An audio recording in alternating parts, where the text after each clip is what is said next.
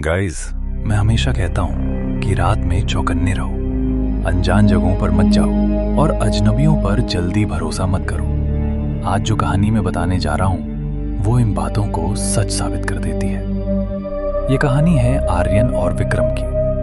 दोनों बचपन के दोस्त थे और बाद में बिजनेस पार्टनर बन गए। उन्होंने मिलकर एक डिजिटल मार्केटिंग कंपनी शुरू की थी। शुरुआत में उनका ऑफिस अंधेरी में था, लेकिन जैसे जैसे काम बढ़ने लगा उन्हें लगा कि अब उन्हें एक बड़े स्पेस की जरूरत है जहां ज्यादा एम्प्लॉयज आ सकें और नाइट शिफ्ट भी चल सके।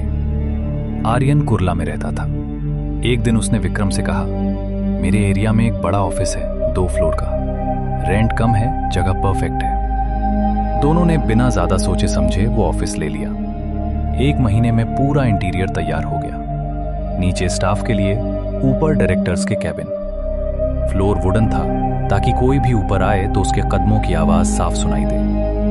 उन्होंने 2 शिफ्ट बना दी, एक दिन की, एक रात की। नाइट शिफ्ट के लिए उन्होंने एक लड़का रखा, नाम था इमरान। ऑफिस की ओपनिंग वाले दिन विक्रम की एक दोस्त आई, नाम था तारा। वो टैरो रीडर और पैरानॉर्मल एक्सपर्ट थी। तारा ने मुस्कुराकर कहा, तुम तीनों को बहुत बहुत बधाई। विक्रम बोला, तीनों? हम तो 2 हैं। तारा अचानक सीरियस हो गई। नहीं, यहां 3 एनर्जी है। विक्रम ने बात को मजाक समझकर टाल दिया, लेकिन उसी रात से सब कुछ बदल गया। पहली रात आर्यन ऑफिस में रुका था। वो ऊपर अपने कैबिन में काम कर रहा था। तभी उसे लगा कोई सीढ़ियां चढ़ रहा है। वुडन फ्लोर पर कदमों की आवाज, दरवाजे के नीचे परछाई, लेकिन दरवाजा नहीं खुला। फिर कदमों की आवाज वापस नीचे जाने की। आर्यन नीचे रहा। इमरान आराम से अपना काम कर रहा था। तू ऊपर आया था? नहीं सर। अगली रात यही सब विक्रम के साथ हुआ। वही परछाई, वही कदमों की आवाज, वही सन्नाटा। तीसरी रात दोनों ऊपर थे और इमरान नीचे।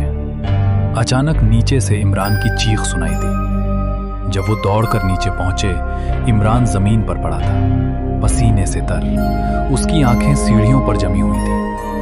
कांपती आवाज में उसने कहा, मैंने सीढ़ियों पर एक औरत की लाश देखी। आर्यन और विक्रम सन्न रह गए। लेकिन इसके बाद इमरान ने जो कहा उसने उन्हें अंदर तक हिला दिया। और आप दोनों हर रात मेरे पीछे आकर खड़े रहते हो बिना बोले। अब तस्वीर पूरी तरह उलट चुकी थी। आर्यन और विक्रम को लगता था कि इमरान ऊपर आता है। इमरान को लगता था कि वो दोनों नीचे आते हैं। मतलब कोई तीसरी चीज थी जो सबको धोखा दे रही थी। घबराकर उन्होंने तारा को बुलाया। तारा ने कहा, एक दिन ऑफिस बंद रखो, मैं अपनी टीम के साथ जांच करूंगी। अगले दिन शाम को तारा अंदर गई। घंटों बीत गए। बाहर सन्नाटा था। जब तारा बाहर आई, उसका चेहरा सफेद पड़ चुका था। उसने बस इतना कहा, यह जगह तुरंत छोड़ दो। आर्यन ने पूछा, क्यों, यहां है क्या? तारा ने धीमी आवाज में कहा, एक औरत की आत्मा है, करीब 200 साल पुरानी। यहां कभी एक डाकघर हुआ करता था। वहीं उसके साथ जुल्म हुआ और फिर उसकी हत्या कर दी गई। वो आत्मा बदला चाहती है और जिस आदमी ने उसका कत्ल किया था वो दोबारा जन्म ले चुका है। आर्यन बोला, तो हम क्या करें? तारा बोली, वो चाहती है कि तुम दोनों उस इंसान की मौत का कारण बनो। ये सुनते ही दोनों ने फैसला कर लिया कि वो इस ऑफिस में एक पल भी नहीं रुकेंगे। उन्होंने ऑफिस छोड़ दिया।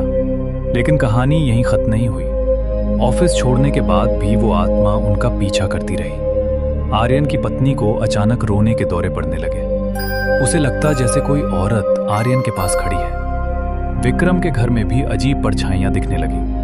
तारा ने कहा, या तो उस आत्मा की मांग पूरी होगी या फिर उसी जगह पर पूजा पाठ करवाना पड़ेगा। इसके बाद उन्होंने क्या किया, पूजा करवाई या बदला लिया, ये आज तक कोई नहीं जानता। कहानी यहीं एक ओपन एंडिंग पर रुक जाती है। और इसलिए गाइज, मैं हमेशा कहता हूं, किसी भी जगह जाने से पहले उसका इतिहास जान लो, क्योंकि हो सकता है आप किसी जगह पर रहने जाएं और खुद एक डरावने इतिहास का हिस्सा बन जाओ।